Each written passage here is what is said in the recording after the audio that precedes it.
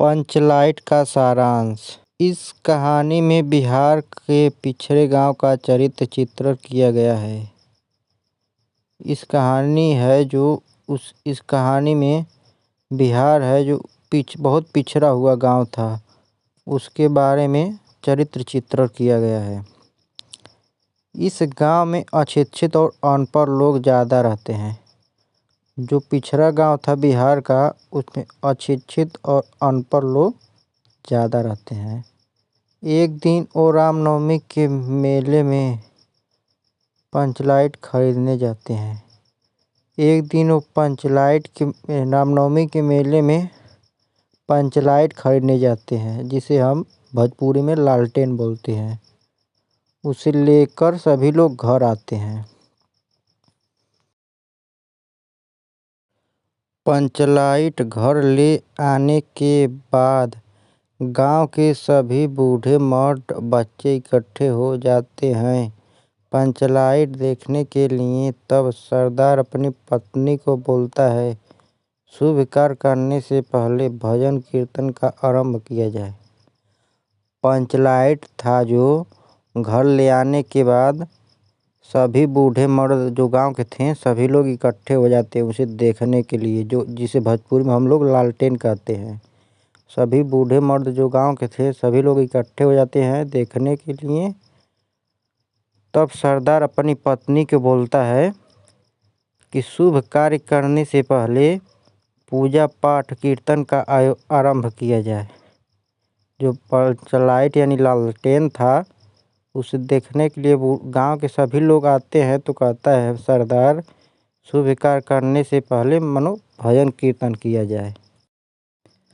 तब समस्या उठती है कि पंचलाइट जलाएगा कौन।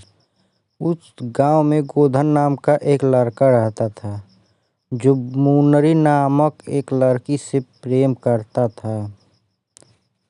मुन्नरी की माँ गुलरी काकी ने पंचों से जाकर शिकायत करती है कि गोधन हमारे घर के सामने से गाना गाकर जाता है।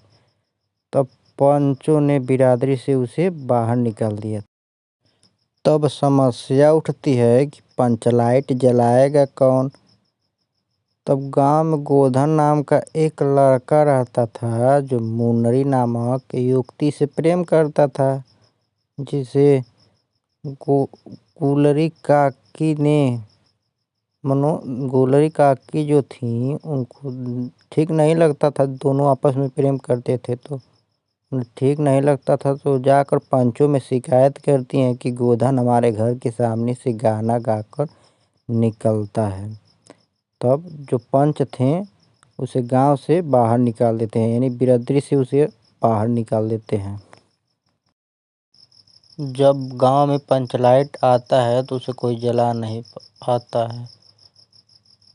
उसे गोधन ही ऐसा एक युवक था जो उसे जला लेता है। तो होशियारी दिखाते हुए मुन्नरी ने पंचों में जाकर कहती है कि गोधन पंचलाइट जला लेता है। तो तब उसे गांव में सारे पंचों ने बिरादरी से पुनः वापस ले लेते हैं और गोधन पंचलाइट को जला देता है।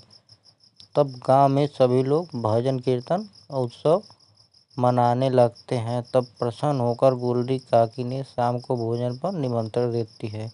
गोधन को पंचों को कहते हैं कि तुम्हारा 7 खून माफ गाओ सलीमा का गाना।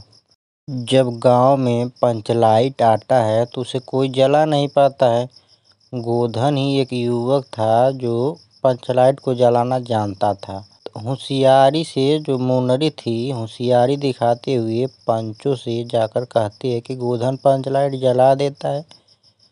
तब गोधन को सारे लोग गांव के बुलाने जाते हैं कि चलो उसे बिरादरी में वापस ले लेते हैं। जब बिरादरी में वापस ले लेते हैं तो पुनः गांव में आता है और लालटेन को वह जला देता है। लालटेन के जो उजाला है उसके उजाले में सभी लोग भजन कीर्तन करने लगते हैं और उत्सव मनाने लगते हैं। तब प्रसन्न होकर गुलरी काकी कहती है कि तुम शाम को मेरे घर भोजन का निमंत्रण है, जो शाम होगा तो मेरे घर भोजन का निमंत्रण है तुम्हारा। और पंच भी खुशी से उसे कहते हैं तुम हारा सात खून माफ, तुम खूब गाओ सलीमा का गाना। मनु कहते हैं कि गाना गाने से क्या होता है, गाना गाने से कुछ भी नहीं होता है, तुम गाना खूब गाओ।